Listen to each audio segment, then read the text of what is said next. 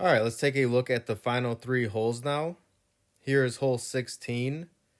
What I'm doing here is setting up with my white ring touching the rough on the left. And then my second bounce is directly on the top of... It is really hard to explain. I'm going to leave a screenshot. But basically it is 4 light rows over from the pin.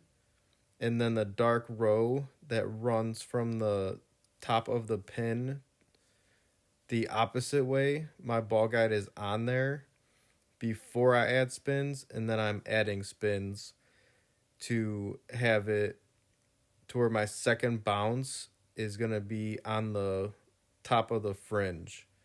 Like I said, I will leave screenshots for this, and hopefully that will make it easier to understand. But here I'm going 4.1 backspin with 0.4 right spin.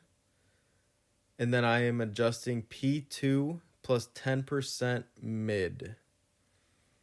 So I have dropped this one 3 times now. I'm not sure if there's like a sticky spot in this area or what, but I think I kind of got lucky in finding this nice shot. Now for hole 7, we are going to be using our extra mile. We could use a Kingmaker or King Slayer, but we do need the 3 left spin.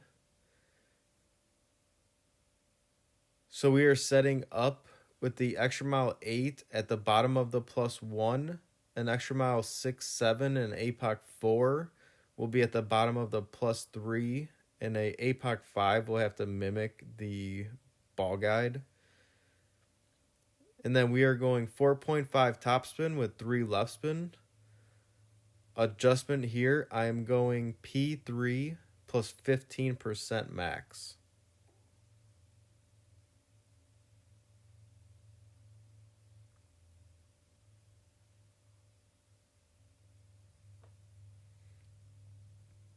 And we want to be at the 337 yard for our drive, which we do. I've been pretty consistent with that. For our second shot, we are going to add spin to go to the hole, but short of the hole.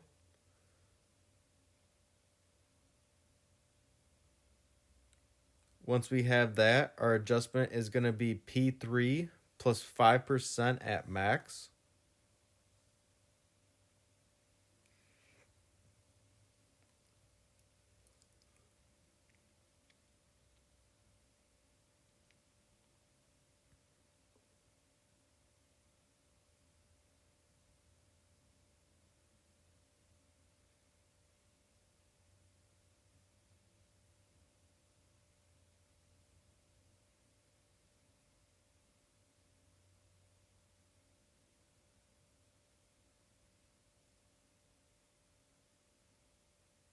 So this one's going to come in nicely and drop for the eagle.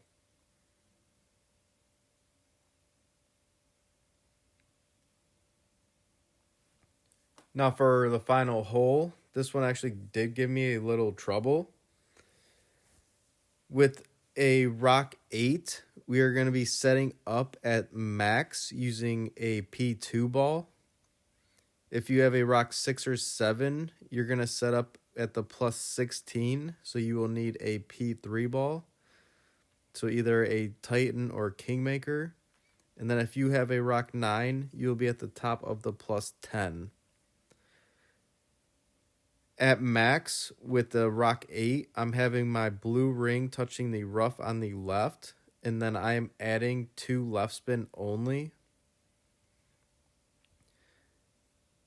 The adjustment here, I went P3 plus 10% max, and I'm doing an 1159 flicker. So that means it's going to go from straight to flicker to an 1159 pull. So definitely pause it when I'm adjusting. Mimic how I am pulling. This is important. If you guys are using shots from a creator, you are going to want to try to mimic their pull.